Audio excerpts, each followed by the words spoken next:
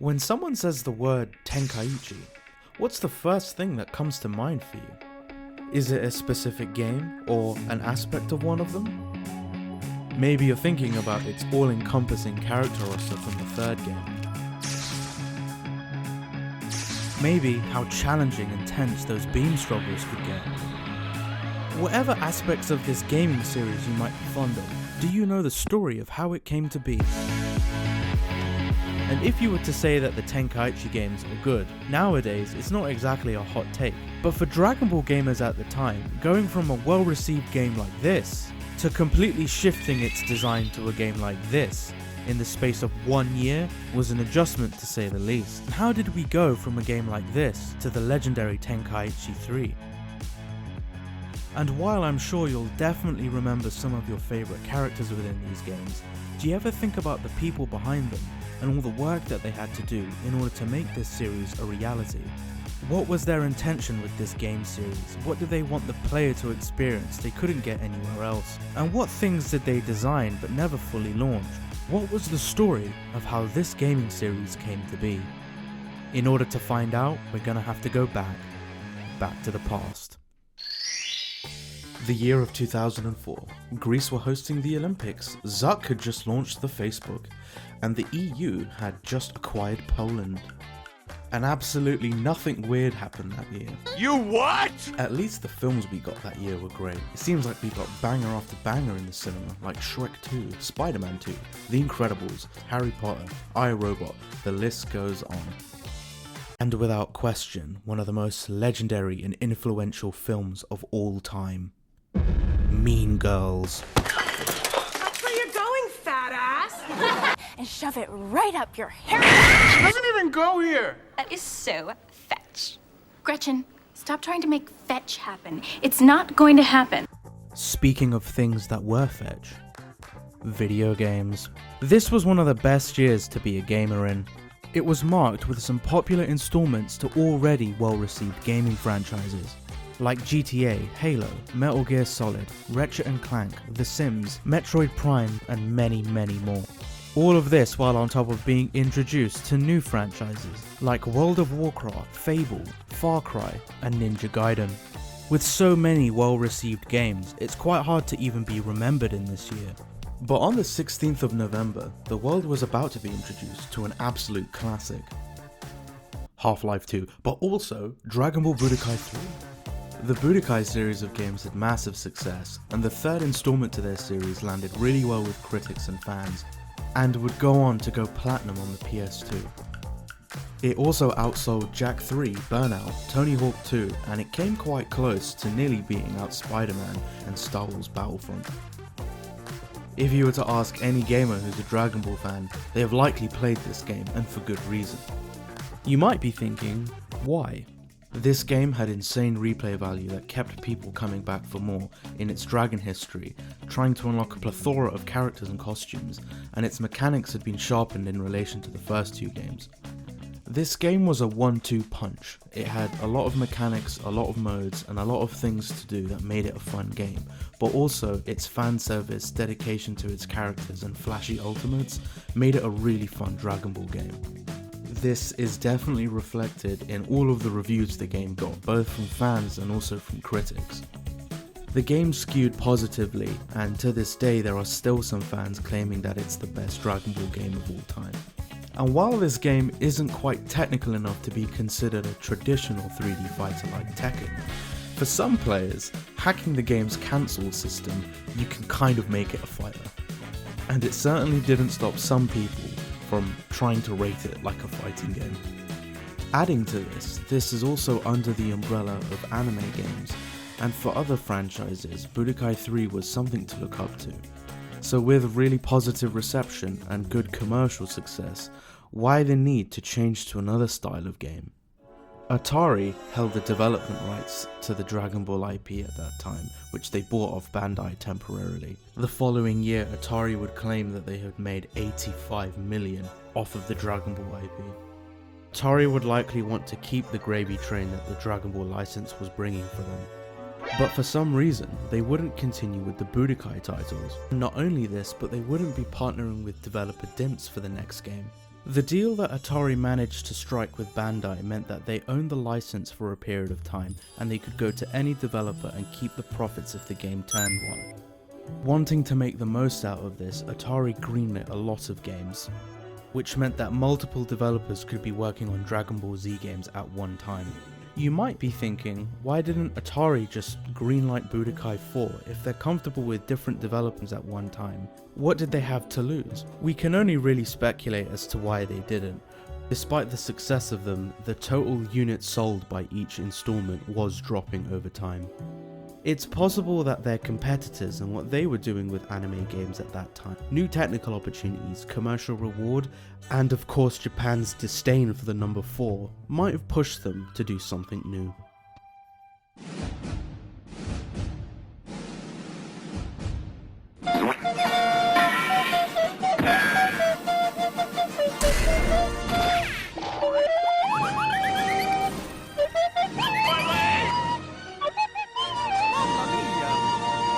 What can be said about Dragon Ball Z sagas that hasn't already been said? It's honestly one of the biggest pieces of dog and don't just take my word for it. How bad do you think a game has to be in order for it to be reviewed by an outlet and they say this? Thankfully, later in that year, the world was introduced to Dragon Ball Z Budokai Tenkaichi. It might have been a soft reference to the tournament in the manga, which is referred to as Tenkaichi Budokai, which roughly translates to Strongest Under the Heavens Martial Arts Tournament. This was more likely done though to capitalize on the Budokai brand and potentially distance itself from other games at the time. While this naming convention definitely brought it closer to what Western fans already like, it didn't stop it from being confused as a soft continuation of the series, affecting fan expectations for better or for worse. This naming scheme further distanced itself from what it was referred to in Japan. The Budokai label doesn't even exist there. Those games are referred to Dragon Ball Z, and then 2 and 3 for the sequel. God, they really love saying the number 3, don't they? And also due to this, the Budokai Tenkaichi label doesn't exist in Japan either. They are referred to as Dragon Ball Sparking. But what was the intent of the Dragon Ball Sparking name? Where did it come from? The game series producer at that time, Ryo Maito, I really hope I'm saying that right, he revealed in an interview for the 30th anniversary Dragon Ball Shōzitsu Super History book, the game was originally going to be called Super Senshi Gekitoden. I definitely got that one wrong. But the team were worried that the game sounded like other games in the past and they wanted it to be very different. While looking for other sources of inspiration, they looked at the opening for the anime. The memorable song Head Chala is sang by Hironobu Kagayama, and towards the end of the opening he shouts, This was pretty memorable, so the team renamed their series accordingly. This year when the next Tenkaichi or Sparking game was announced, before the teaser trailer was going to be shown, Hironobu took to the stage and performed some of his most memorable songs, with the last one being Head Chala, with a special emphasis on sparking, with camera angles and graphics. That's why he's the GOAT! Deep cuts aside, back to 2005. So what if it's called Sparking? Why does that matter?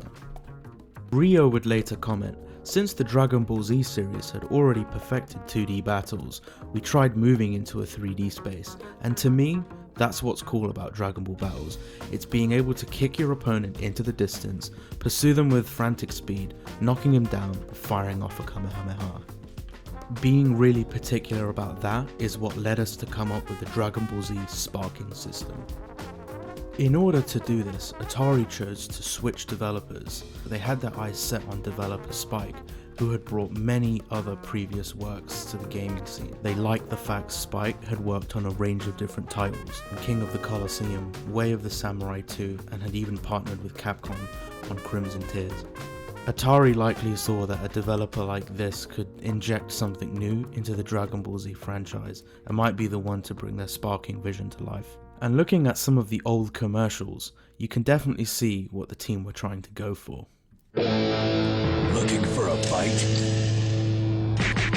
How about a beating? Dragon Ball Z Budokai Tenkaichi. Real 360-degree environments. Fight in the air, land, or sea. Dragon Ball Z Budokai Tenkaichi. 360 degrees of hurt. 360 degrees of hurt. Well, I'm sure Johnny Cash would have loved this. But for Dragon Ball fans, how does it stack up? The game itself is a true 3D fighter. You exist within a 3D landscape where you would have to lock onto your opponent before you can fight them. The perspective shifted massively to a behind the back style camera, so you can actually focus on your opponent in front of you, as they can knock you in pretty much any direction.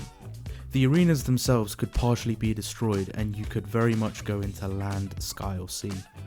The game with a large list of characters, a new item system, a pretty nice story mode, tournaments and more. The game's vision of having 3D fights and feeling more like the show was starting to be realised. The sparking creative direction found its way into other aspects of the game. When you charge up your power to the max, your HUD actually gets sparking animations to it. The sparking motif would even be further emphasised by the fact that once the player is in this mode, their character gets access to their ultimate finishing move. Perhaps this is a reference to the opening of the show when sparking is mentioned, as at this point Goku looks like he unleashes a spirit bomb.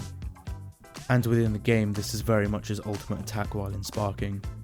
As you're watching this, you might be thinking to yourself, this game looks really clunky, the graphics don't look great, and the fighting system looks underdeveloped by today's standards. So what was different then? Relativity. At the time, Dragon Ball fans weren't exactly spoilt for choice like they are today. Most games tended to be not particularly great, with good ones being the exception. For a game to be as good as Budokai 3 at the time, it was actually quite a lot of work for developers. Games had to be launched pretty much every year for the Dragon Ball IP. This meant that some games were underdeveloped on launch, while some took multiple releases before they were great. Tenkaichi 1, on the other hand, launched at a really strong starting point. From a gameplay perspective, you could fly anywhere, you could find Dragon Balls on the map. You're expected to find your opponent like you do in the show. Special attacks that involved rushes were a lot more common. There was also the inclusion of giant characters, which weren't exactly popular at the time. Some of these aspects made it feel more like a Dragon Ball game than games that had become before it. Other innovations included having a split-screen style multiplayer. This pattern was only really used in racing games and shooting games. For something dubbing itself as a fighting game, having a mechanic like this was really novel, that they wanted the players to explore the environment, and not be tethered with one camera looking at everything. Coming up, get in the right lane. A large component as to what makes an anime game successful, or any game based on a popular IP, is how accurate the game is in relation to its source material, and what the gameplay does to enhance the feelings of the show. Because if it doesn't, you end up with tonal whiplash. Genji 2 is an action game which is based on Japanese history. Famous battles which actually took place in ancient Japan. So here's this giant enemy crab. In order for a game based on a popular IP to not include enemy crabs, starting to understand the source material is a great start. Why is this IP popular? What audience is it for? What was the intent behind its creation? And what makes it unique? For Dragon Ball games, it normally entails being able to play as many iconic characters as possible, getting to use their transformations, their special moves. If there's fights, they have to feel exciting and dynamic. Do the games have a sense of adventure? Is there a meaningful progression system where you can level up your character, mirroring what it's like for them in the show? Do the graphics accurately represent the characters? Do the sound effects sound like Dragon Ball battle sounds? I'm ready now. That's good to hear. And do the voice cast from the show return to dub their characters? And all of this is on top of a game being a fun game to play. Tenkaichi 1 ticked all of those boxes and more in relation to the time period it came out in, and in a few places it superseded Budokai 3. If we look at an important aspect of these games, the characters, and compare Budokai 3's to Tenkaichi 1's, you will start to notice why. Budokai 3's full roster is around 44 unique playable characters, and that's including the exclusive Japanese content. You can add an additional 4 characters if you account for costumes changing one character into another one. For example, Piccolo has a nail costume and Videl has a Bulma costume. And once you include the iconic transformations to this list, that's around an extra 40 characters. For balance, a character like Vegeta would be counted as one unique character in his base form, but he would then get an additional 4 transformations as a Super Saiyan 1, 2, 4, and then Marlin. And then his fusion forms like Gogeta, Vegito, and Riku all count as unique characters with their own transformations. And let's just count Cell and Boo's absorptions as transformations for this. Budokai's 3 roster is pretty great, but in comparison, Tenkaichi 1's roster is really strong considering that it's the first entry in its series. You had 49 unique characters and then an additional 41 transformations. While that game itself has every form as a different character, if we use the same rules to compare them, you can see why BT1's roster is pretty good. In relation to the Budokai 3 games, there were some characters in Tenkaichi 1 that made their debut. Master Roshi, Baby Vegeta, Super 17, nope, not the one you're thinking of, and for the first time, all members of the Ginyu Force. All of these new characters plus some really nice maps made you feel more like you were in the Dragon Ball Z world. Not only were there new characters in the game, but the way that they worked in relation to the old games were quite different. The Tenkaichi games reintroduced the shift of not having forms tied to items, not being able to be hit out of your form when you're low on ki. If you play as Super Saiyan 3 Goku, you're going to play as Super Saiyan 3 Goku and nothing's going to stop you. Next up is character balancing, and comparing the two, you can notice quite the difference. Taking a popular character like Vegeta for instance, he had many special moves and even multiple ultimates, and this is on top of having transformations. He's clearly well equipped to prove that he's better than Kakarot. But if you're a character that prefers dunking him instead, it might be an uphill battle, as Android 16 only has one special move and one ultimate. You might be thinking, well, Android 16 isn't a popular character, he was only in one saga and didn't come back, whereas Vegeta was there for a large portion of Z. Irregardless of where you sit on this, one character simply has more gameplay options than the other one, but in Tenkaichi 1 they attempted to address this. All characters got 2 utility moves, 2 special moves, and 1 ultimate move. Regardless of how much a character had exposure on the show or manga, they could still play well in this game. There's a fair argument that in Tenkaichi 1, a lot of the moves feel very copy and paste, but in Budokai 3, a character like Kid Trunks for instance, doesn't even have an ultimate. So the choice of giving everybody something is better than some people getting nothing. By far the best innovation was to its progression system. Budokai 3's system, while expansive and great, had 2 issues. The first one being that you had to unlock moves for a character. Loading the game for the first time and selecting the main character, you can't even use their iconic moves. While some special moves were really easy to unlock, some required a lot of time and zenny to unlock. And the second issue, and by far the largest, is how your character's items are managed. The item system within the game, which lets you equip an assortment of different stat boosts, also manages your special moves and transformations. This meant that you were forced to pick between them in order to not hit the item limit. This would be like if you played a Spider-Man game and they made you choose between having spider sense or being able to shoot webs.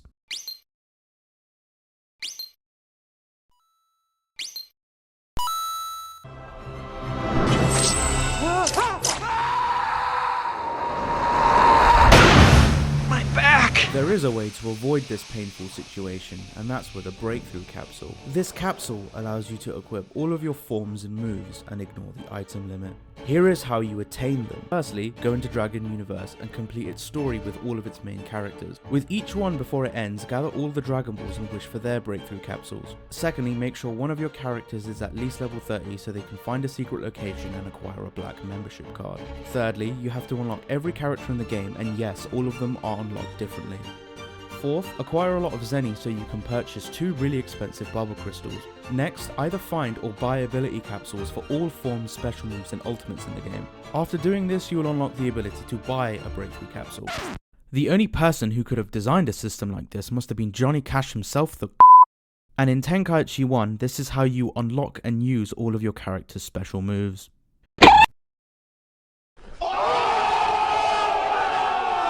Due to the forms not being tied to items, and same with special moves, and all special moves being balanced in a certain way, Tenkaichi 1 avoided all of these problems. You might be thinking, well, if all of your characters have everything out the box, is there a sense of progression anymore? The game had an evolution system which allowed you to buff certain aspects of your character so they played a certain way, with some items giving you extra attacking, defensive or movement options. So with all of its new innovations that the sparking direction bring, how was it received? Gaming outlets at the time rated this with mostly above average scores. They commended the developers' outside of the box approach to this game. Despite its commendable roster and graphics for the time, it couldn't escape being compared to fighting games, which further highlighted its simple gameplay and underdeveloped fighting system. Other knocks against the game included its really high CPU difficulty and its unorthodox control scheme. Fan sentiment was a little bit more positive. They liked the fact that there was a large list of characters, an expansive story mode with some nice what-if scenarios. The biggest complaint on the fan side were the fact that you could not transform in battle. So in summary for gamers, if you appreciated its innovation factor and its character count, this game might have something for you, but if not, then it might be a miss. Games Radar would go on to say, with more drama than Tekken and more guts than Dead or Alive, Tenkaichi literally has more balls than any beat-em-up released in the last 12 months. So how successful was the game from a commercial perspective? There are conflicting sales records for the Tenkaichi series, but according to Bandai's own fiscal reporting for that year, the game cleared at least 1 million units. It's likely that the game's total lifetime sales are indeed higher. So, you'd think that would be it, that this game would go off to get sequels, of which would become fan favorites. The sparking motif, of which brought innovations which would become reference points for other Dragon Ball games in the future. But the game that we got was a bit different from the game that they planned. In earlier versions of the game, we might have actually seen more mechanics in relation to its battlefield system. With Tenkaichi, you use the environment to your advantage. If there's rocks or something in the way, you want to throw your opponent into these rocks and destroy them. And if you know the stages very well, there's actually items, power-ups, energy, extra health. Items or power-ups? While you might be thinking, this associate producer is only just drumming up hype for the game, it would certainly make a lot of sense if it was planned at one point. In many of the marketing materials, you can pick up a sentiment of exploring the battlefield. Gigantic free-roaming battlegrounds and a never-before-seen flight and fight system that gives you more freedom than ever. Fly anywhere. But in the final game, the only thing you can really do in your environment when you're not locked onto your opponent is find Dragon Balls. The only other gameplay advantage of destroying your environment is if you knock your opponent into something, they will lose extra health. It would be a bit odd to base your entire marketing campaign around two soft features, of which aren't even directly pointed at within the commercials. And it would be even more odd from a gameplay standpoint to not have items. Why develop such an elaborate mechanic where you have a radar system you can find Dragon Balls of which appear live, while also having the ability to attain these items mid-fight? The Dragon Balls themselves can actually move around as they can roll. It's quite a lot of work just for one type of item. And why have a button that removes your lock-on from your opponent? It doesn't have any gameplay advantage. For your character to go into sparking in this game is much harder than its sequels. When at max key, you have to charge your entire key gauge again, and if you get hit out of it, there's no overhang mechanic, taking you back to step 1. It would make a lot of sense if this was tied to an item. I couldn't find any evidence of other items in the game or in any demo footage, so we only have Don's statements to go off of having health and energy power-ups. It is fun to speculate on what this game could have been had they kept them in. In this demo, it does appear that Goku has animations that aren't found in the final game. Maybe this is tied to a power-up that they would then cut, or maybe they just retweak the animation. Looking at the HUD there, the UI looks like it's shaped in the fashion of a scouter, similar to the Budokai 3 games. While a lot of the visual flair would be taken away, the hierarchy of components within this scouter are quite interesting. It implies that the key gauge is more important than your health bar. This extra visual that exists on the right side of your key gauge indicates when you have a lot of ki available to you. This might further indicate that the sparking motif and being in max power are a really integral part of the gameplay. In later iterations of the build before launch, you can note that the Dragon radar system at the bottom right changed into a scouter. Looking at how the developer is playing Goku in this version of the build, you can see that he actually runs away quite a lot, hides behind debris, pops out and throws energy blasts from afar. Your scouter is your one true point of reference to your enemy in this game. All of this together likely was done to give the player more gameplay options. While we only saw some of this in the final game, it would certainly make a lot of sense why people felt that the combat system was shallow. While this is a guess, this scouter build might have been something very close to launch. In promotional material for this game, there's quite an elaborate advert with Goku using a scouter, which, for anyone who's watched the show, is quite out of character for him. Okay, I promised Dr. Briefs I'd give this scouter a try. I've never had a use for these things before. Wow, there are so many fighters! Mechians, Majins, Kais, even the whole Ginyu Force. Dr. Briefs was right. This scouter does come in handy. Something that's interesting about this commercial is that the scouter has an option called Battleground Analysis. You might think this is just an element to spice up the commercial, but all the other modes are present within the game. Fighter profiles ended up being character illustrations, and Evolution of Power ended up being Evolution Z. The Scouter also has a fighter profile for Pycon, but he isn't in the final game. Still can't believe there's so many. Pycon, Tabura... Tenkaichi 1 could have ended up being a very different style of game if the devs focused more on battle items.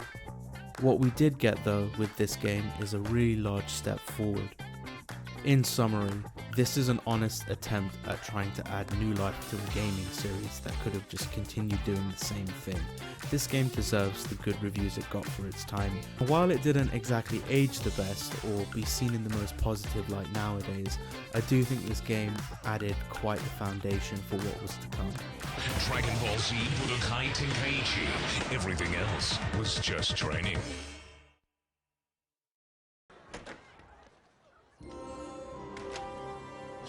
What's that in your head? Oh, hell no. Lady, you listen to me right now. You put that bomb down and turn it off. We have to jump. Come on. Use your jacket. Turn that bomb off. Crazy ass. Handling explosives is a challenging situation, but developer Spike were hard at work at making a sequel, promising to be the most explosive fighting game yet. The only real question was if fans would be able to handle it. Within the following year, we would find out.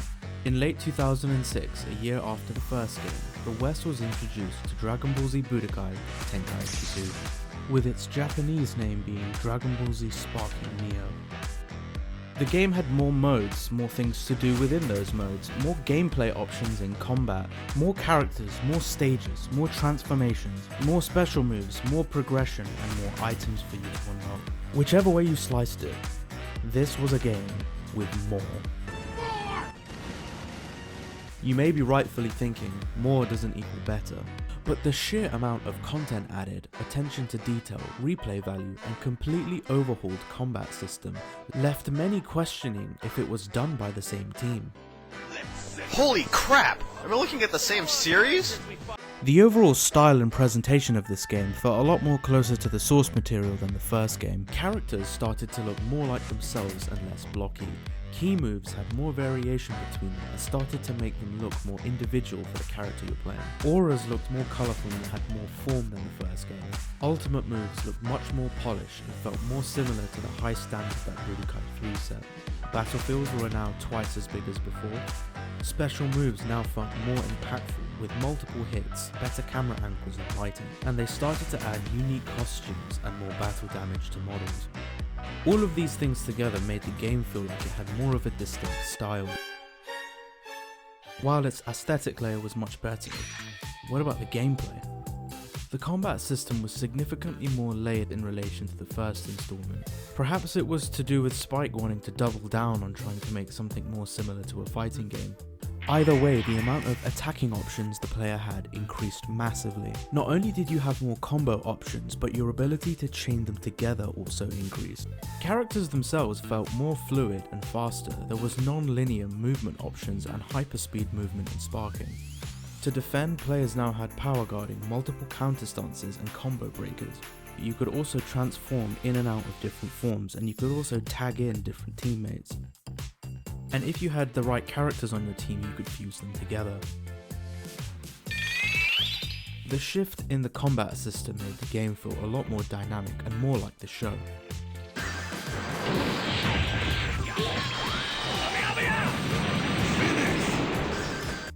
But by far, the biggest and most memorable aspect of this game was its story mode, or also referred to as Dragon Adventure. This game's story mode had very much every single fight you could imagine, starting from Z all the way to the end of GT, plus pretty much every movie. If there was a fight somewhere in that show, it's probably in this game. But what makes this story mode memorable? Why do people still talk about it? This game had a few elements that blended other style of games into one. In between each fight, you were sent to an overworld map where you could do side stories, go to shops, and visit locations similar to Budokai 3. Each fight was presented like an episode of the show, starting with some dialogue and maybe even a unique cutscene, proceeding to a fight that had a natural conclusion. This made the game feel more like you were progressing through a really large story, similar to what the show was actually like. This combined with some RPG mechanics made the game feel quite distinct. As you would fight, you would level up items and attributes to your character, making you feel like you were progressing. In some encounters, you were forced to pick between certain characters, and depending on which ones you leveled up, it could have a real effect on your gameplay. So not only when you were playing the story mode did you see events play out, but you also earned money and unlocked items. The items themselves had a bit of an overhaul since the last game, as there were now abilities, support, fusion and secret types. All of this together made the story mode have a lot of replay value, and it underpinned lots of other unlockables within the game. The overall sentiment the player was left with was that it's half an RPG and half a fighting game. The game wanted you to explore the Dragonball world, level up your characters, recruit more members to your party, learn more about them in the character encyclopedias, and of course collect and unlock a range of items. This, plus having Mortal Kombat style arcade towers, world tournaments, tag team battles, and of course a really layered combat system. This truly was an explosive combination.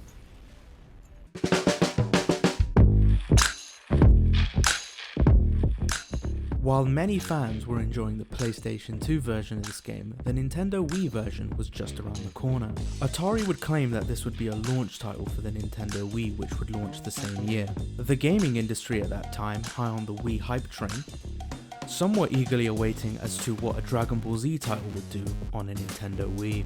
For gamers, attempting to cash in on the hype and buy a Nintendo Wii could be quite a challenge. With the promise of innovation and an uncertain amount of limited supply, excitement was certainly building for this console. Gaming developers hadn't quite figured out the best practices and patterns for using motion controls within games just yet. New exciting ways to play meant that Tenkaichi 2 was breaking new ground for the Dragon Ball games. With all the new work that was clearly present in the PlayStation 2 game, some were questioning how much innovation would really go into motion controls. Ryo would later comment that in the game's proposal process for Tenkaichi 2, motion controls were highlighted as a focus. So for players who managed to pick up a Nintendo Wii on launch day, if they were tired of having their shit wrecked by one of the most strongest enemies of all time in a video game, they could now try and fight Goku's toughest enemies in a video game. The Wii version of Tenkaichi 2 had all of the content of the PlayStation 2 version, slightly better graphics and even some exclusive characters. And this is of course on top of motion controls. The motion controls of course were heavily advertised in some commercials. We're gonna settle this once and for all! Special beam cannon!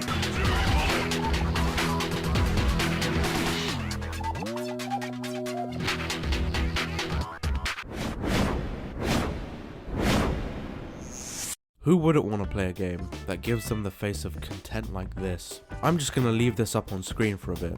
Let's call him Luke. While not all the motions Luke was doing there actually correlated to what was going on screen, and clearly some people in the edit room were not paying too much attention, with a special beam cannon being triggered by a Kamehameha motion. Luckily for players though, a lot of time did go into motion controls and you could do quite a lot with it.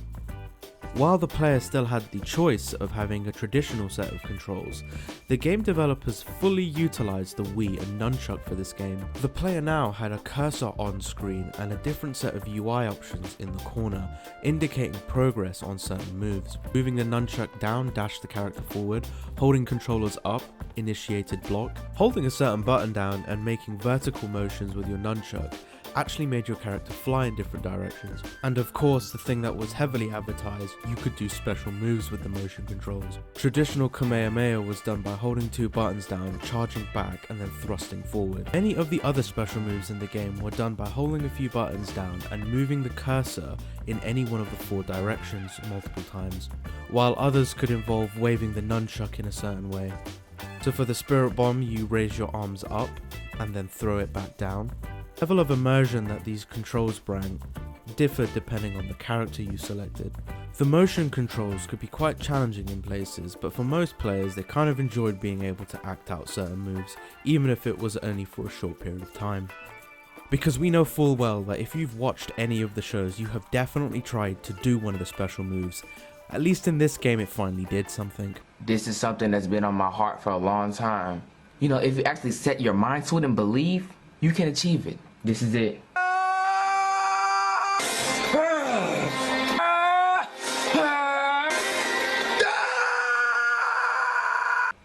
My name is Jalen, and I am a Super Saiyan.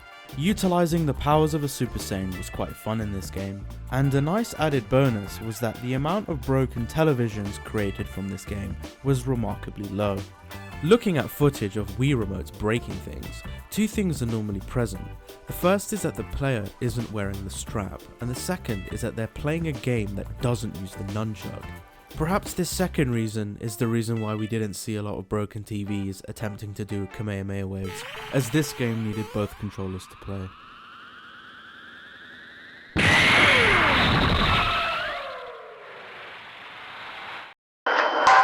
Whether you viewed motion controls as a gimmick or not, what couldn't be denied was the amount of content in this game. 60 hours playtime we estimated, because we're gonna have 120 characters in total, which is the most number in the fighting game. Some of you might be thinking, how did a developer put so much into a sequel in less than a year?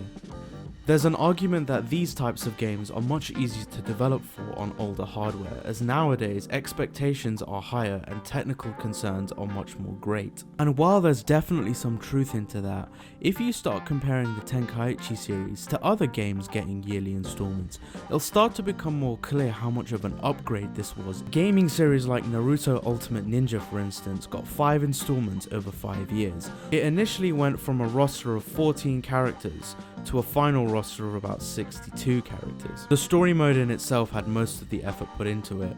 The gameplay itself didn't change too much between each installment for the most part. While this is a bit of a apples to orange comparison here, and Dragonball benefiting from the fact that it had a finished story and other successful games as a reference point at the time. What it does though is illustrate the amount of content added between installments for a yearly game. So where did some of this worth ethic come from? Rio would later comment, and then for the next one, we thought that people wouldn't be impressed if we just marginally increased the roster, so we decided to go for a minimum of 120 characters. We really felt like we had to surpass the players' expectations. This can be further demonstrated in all of the leaked beta and demo versions of Tenkaichi 2. The easiest thing for the developers to do would be to add a set of new characters and call it a day, and some versions of the build actually had this, but they chose to add more to the gameplay as time went on. In some of these early versions of the build, you can see that super moves behaved more like the Tenkaichi 1 games, where there is not as much focus on camera angles and a sense of impact. Even the way some characters were built, for example, Goku goes from Super Saiyan 3 to Super Saiyan 4, whereas in the final game it's split out as a different character. Many special moves ended up changing in terms of execution and camera angles to be more cinematic. A character like Deborah changed quite a lot before launch. Nearly all of Deborah's key moves changed, and he even got a new one for his charged blast. One of his super moves changed to a chargeable one. Both his character animations and VFX for his move changed quite a lot for his second special. For his ultimate moves, hit sparks seem more unique, animations feel more on form, and blasts feel more impactful. Not only this, but a really large iteration between these builds is how the controls work. You can see that the devs tried multiple ways of controlling the characters. The amount of changes between some of these builds really do highlight that the team at Spike were really trying to polish this game to be a certain way. And it wouldn't be surprising if there were a set of things in this game that went under the radar. So in the process of researching and making this video, I discovered that Tenkaichi 2 actually had a set of battle items. Which I'm not sure if this is like a Mandela effect, but I don't remember this game having this. Perhaps what Don said wasn't an empty developer promise. Maybe it was a warning. So if you go into the settings, you can flip battle items to on and try and make it Smash Brothers. While these items weren't as elaborate as the hammer, the baseball bat, whatever the this thing was, they still did have an effect on gameplay. There was items which either increased your health, your ki, the amount of blast stocks you had, or it put you directly into sparking. This mechanic is advertised nowhere. The only mention of it is an offhand reference in the gaming manual. We can only really speculate as to why the devs put this in but didn't communicate about it. Being as how all of the power-ups look like different coloured Dragon Balls, I can only assume that they didn't put too much effort into this.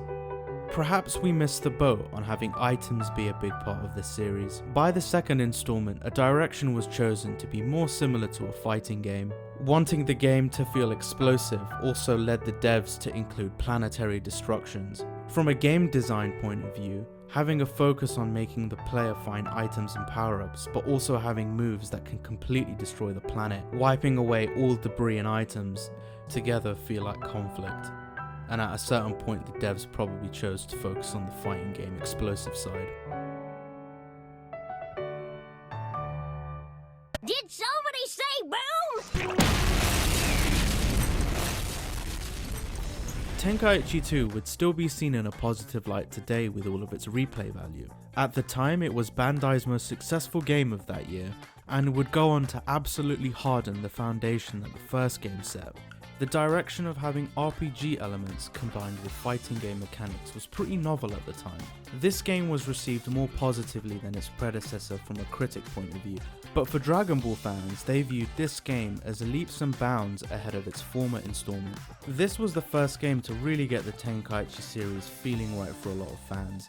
It's been argued that this could be the best sequel to any of the gaming series within the franchise. Whether you agree with that statement or not is up to you, but the content added to this game can't be ignored. It was quite clear that for a follow-up to be this much of an upgrade within a year time frame meant that the team behind it needed to have dedication, passion, a good understanding of its source material, and a willingness to innovate. It's amazing to think what a team like this could do. Perhaps they could even complete successful space operations, unlike some teams.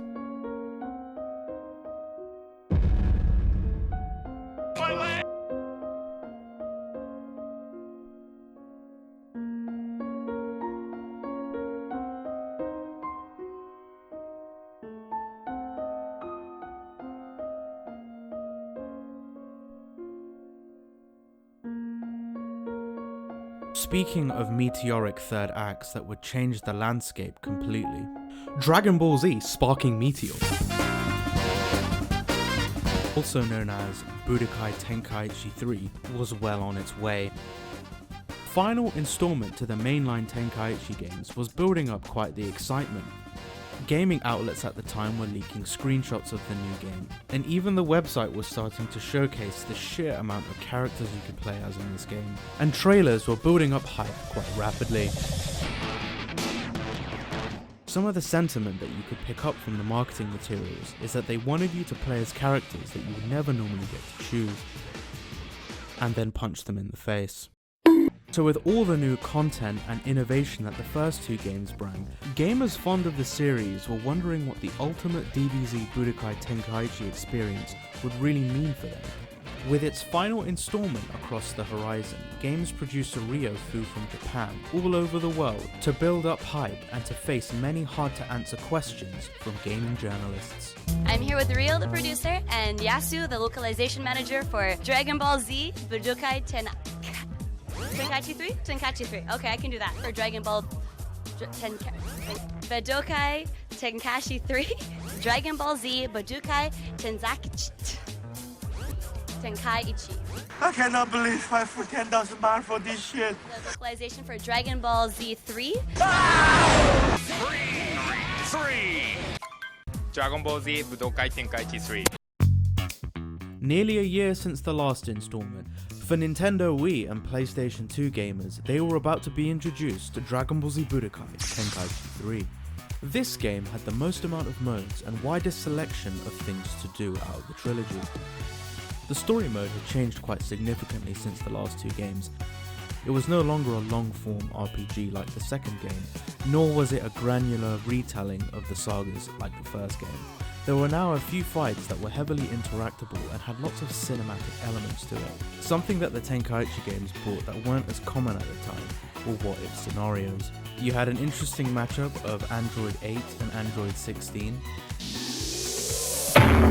He needs some milk! Or some pretty niche characters like Devilman being the one to save the day instead of Trunks against King Cold and Frieza. And with the way the story mode worked in battle, meant that you had prompts that took you to different stages of the fight. This mechanic meant that events in the story had more of an impact on gameplay, while activating one of these prompts could lead to a cutscene or revealing some details around the character's motivations. It normally meant that you had some sort of gameplay advantage over your enemy as well, either more characters to play as or a buffed version of your current one. But if you were to ignore one of these prompts, it could lead to what-if scenarios and alternate versions of events. Some interesting ones are Majin Buu defending Hercule to the point of defeating Kid Buu on his own, Chaozu defeating Nappa without blowing himself up, or the many alternate versions of Vegeta finally defeating an enemy. I finally become one! I am a legendary Super Saiyan! Are you sure about that? The tournament mode saw a large shift. It now had 5 styles of tournaments with different rules, on top of having 3 different difficulties for each one. The act of entering a tournament was quite interesting. Only one would be available at any one moment. Perhaps this was to reflect the fact that in the manga, the Tenkaichi Budokai was periodic in nature. Winning tournaments would give you money, but certain tournaments would net you a Dragon Ball. The standard dueling mode, on top of having single and team battles, got a new inclusion. Every character in the game was given a set of destruction points, and in this mode you couldn't exceed a certain number. This meant that you couldn't pick lots of powerful characters, or if you did, you could only have 1 or 2 of them. This forced the player to be a bit more careful of who they picked and how they chose to play. Ultimate Battle was the mode besides story mode that had the most effort put into it. If you had a PlayStation 2 version of the game, it was comprised of 4 components. The first one being a mode called Sim Dragon. In this mode you take a character over the course of a 10-day period where you can do a series of actions and at the end fight a really strong enemy. This basically functioned like an RPG. The second component to this mode was called Mission 100, and as the name would suggest, you very much have 100 missions to complete, with each one having its own battle constraints and having a grading system. The third component to this mode was the survival mode, which could be unlocked if you gathered all the Dragon Balls. And the fourth mode, if you had a PlayStation 2 version, was called Disc Fusion. If the player had a save file for the first Tenkaichi game, it meant that you got to unlock the original Battle 100 from that game. Performing Disc Fusion for Tenkaichi 2 on this game meant that you got to re-unlock the tower style fights from that game. While Wii players didn't get Disc Fusion, they got online battle instead, which within itself included several different types of modes. And a feature that would go on to be quite infamous would be the character referencing mode, i.e. Chi-Chi roasting people. Yamcha, oh, he was a good for nothing to begin with. Oh, there's Tien's little friend. He hasn't gotten any taller. This is the form of Vegeta when he first became a delinquent. Well, he was a delinquent in the first place. 2 delinquents merge and become the biggest delinquent. He's Frieza's underling too. It looks like even I could beat him. Such a disgusting animal.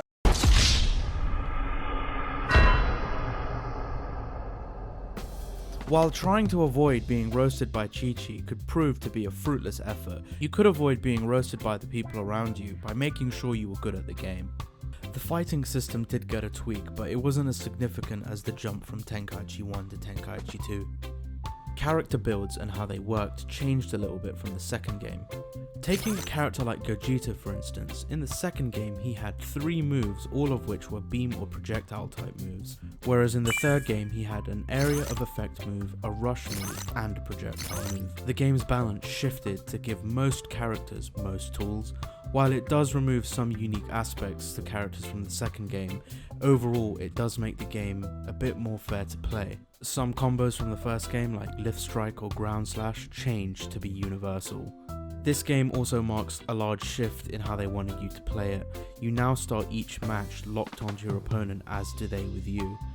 And the focus of exploring your battlefield is sort of no longer there. While in the first 2 games you could find Dragon Balls and in the second you could even have battle items, now Dragon Balls no longer spawned on a map. In place of the old mechanic, if you broke some piece of debris by flying through it, you could acquire a Dragon Ball if it was there, and it would simply just appear at the top of your HUD. Perhaps this was done to make it a bit more closer to a fighting game. While mostly a positive contribution, Tenkaichi 3's gameplay was a little bit more faster paced. This was also one of the first games to perfect one of the best Dragon Ball moves in any video game. The Sonic Sway. On top of having more movement and defensive options, there was also new combo finishers, and a new type of tackle-based super move that was unblockable. Quite a lot of effort went into the Nintendo Wii version of the game. The motion controls had been completely reworked since the second game. This was done due to the fact that Tenkaichi 2 did receive some criticisms with how hard the motions were to do at times. Now a lot of moves were done in a similar manner and much more easier to perform with one motion instead of multiple. We made a lot of improvements on the Wii controls because in the previous game we had a pointing device set top of the TV, so the player used to see cursor is moving in the screen. Instead we are using the motion sensor. Perhaps the ease in controls allowed the player to execute moves a lot faster and keep up with the new pace of the game. The evolution or item system in the game did change a little. In the first 2 games, the overall strategy for upgrading a character is equipping a bunch of items and making sure that they have the biggest stat boost possible. In Tenkaichi 3, you actively had to increase characters' ability limits with character Z points. So not only did you have to upgrade a character, but then you also had to find a set of items that were balanced in a certain way. And second, the way you built a character needed a lot more thought put into it, as items no longer only had positive attributes, but they also weakened your character in certain aspects. You could now build a character to have really strong defense, for instance, and this would give them more abilities to teleport, evade, and reduce blocking damage. A character like Majin Vegeta, for instance, had really strong Ki Blast moves and super moves, but if you just purely upgraded his rush attacks, you wouldn't get the most out of him. This meant that while you couldn't have a really strong character across the board, it did mean that characters felt a bit more unique if used in a certain way. Some of the items were pretty fun and they could unlock more ways to play the game. Do you want a character like Master Roshi to be able to fly? Do you want a character to slowly heal over time? Do you want your super moves to only consume half the amount of ki they normally do? Do you want to be able to teleport a lot more? You can now do all of those types of things. So while on the surface it might appear that your ability type items simply do not give the stat boost that they did in comparison to the first 2, the support type of items add such a layer of complexity to your character build, which in turn unlocked a lot of potential for more types of ways to play the game. And if you really did want to unlock a stupidly overpowered character, there was a way for you to do that. In all the Tenkaichi games, there was a password input feature which unlocked a version of a character that was usually quite high level. In Tenkaichi 3, the way it worked is that it unlocked a Red Potara version of your character. While the normal item system is support, ability and strategy, Red Potara were a 4th type of item that are not normally attainable. Not only this, but your password character completely ignored any sort of item limit and could stack all of these Red Potara items. The amount of stats and abilities that these items bring to your character were pretty ridiculous, and you could finally live out your dream of having Wolfgang defeat all the big bads in Dragon Ball Z. I've had just about enough of you. Put 'em up.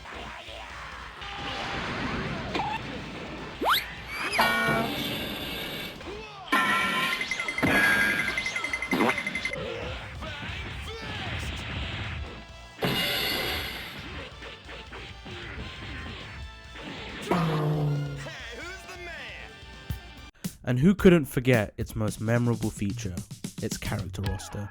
While the roster definitely included repeats like the infamous Goku mid or Vegeta end, they did though all play slightly differently in relation to their counterparts. There was also some characters that were non-playable but came in to assist in certain moves. The only other Dragon Ball game that came close to beating a roster like this was Xenoverse 2, and that was with a lot of DLC packs. You what? Give me your fucking money! So for a base game to include this many characters, transformations and additional costumes meant that the player could definitely pick their favourite characters and get to utilise them. Feeling like you were in the Dragon Ball world didn't just stop there though. The amount of places you could visit and details within the game definitely added to the overall experience. Some places you could visit had differing times of days you could enter them in. While mostly aesthetic, it did have a few gameplay implications. Some characters could only transform during a full moon, so if they weren't a brilliant scientist, they were out of luck.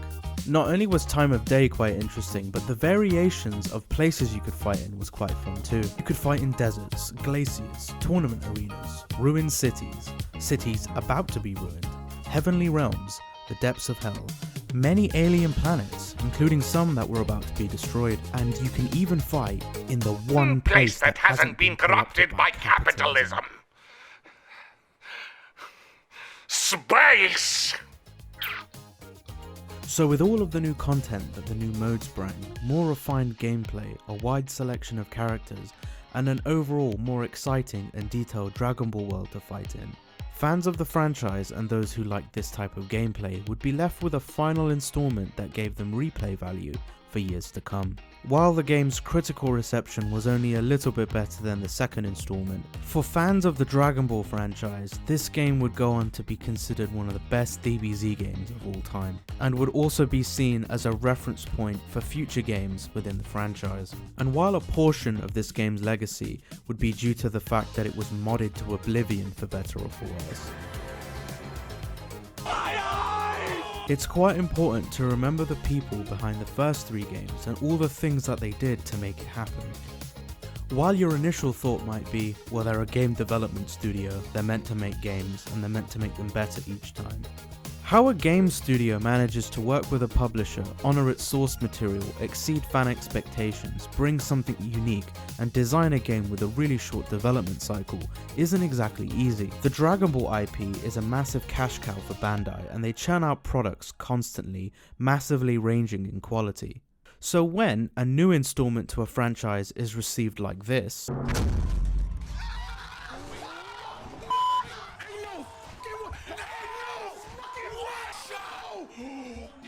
it's important to know why.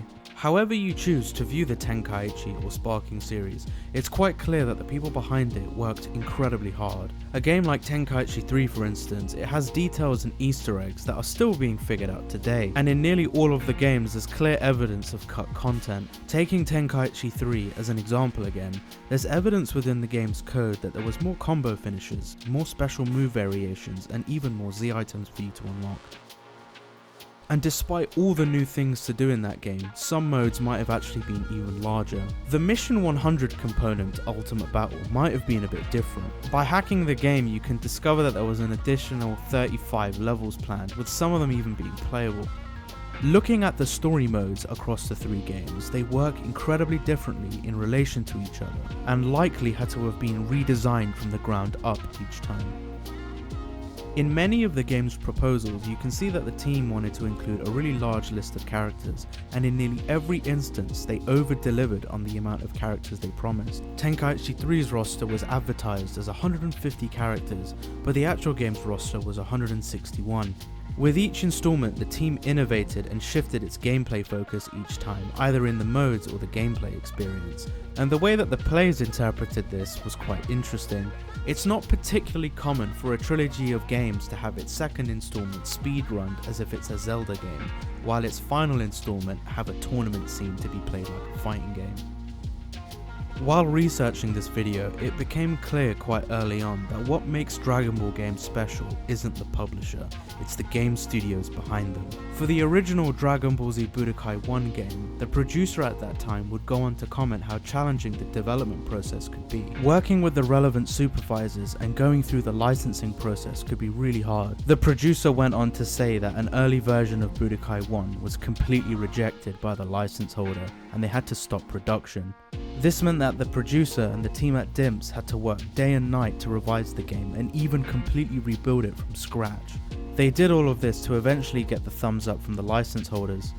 And while I'm sure the licensing process is there for a reason and it's executed by people that are just doing their job, it's still up to the game development team to take all the feedback on board and really do something with it. Luckily for the team at DIMPS, their hard work would pay off as they made the first great Dragon Ball game and it would go on to sell over 3 million units. And it forever changed the landscape of what fans expect from Dragon Ball Z games. For the challenging situation that DIMPS was put in, they chose to double down and work around the clock to do something special. And not all game studios would have made a choice like that, they would have opted to do something that's incredibly safe.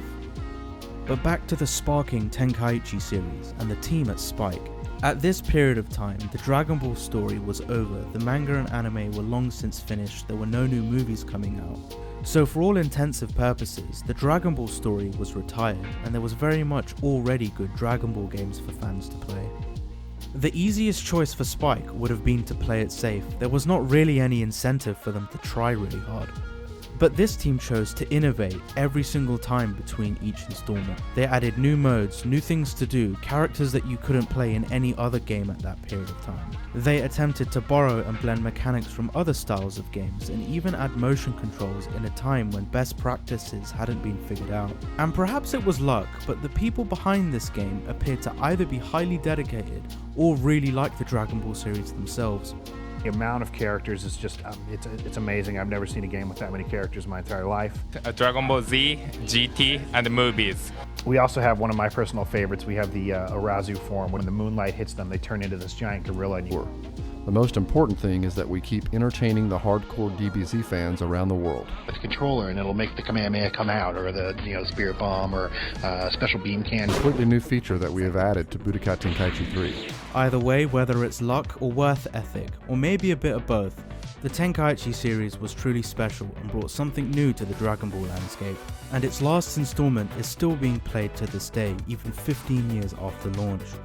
For its publishers, it was always a top performing gaming series every time there was a new installment. And for fans, there was quite a lot of excitement and fun to be had within a game that had so much dedication to its source material. And nowadays, Bandai will greenlight projects all of the time in order to capitalize on commercial rewards. But from time to time, a set of people working on one of these projects will choose to work really hard and do things out of passion. And for the Tenkaichi series, this was one of those times.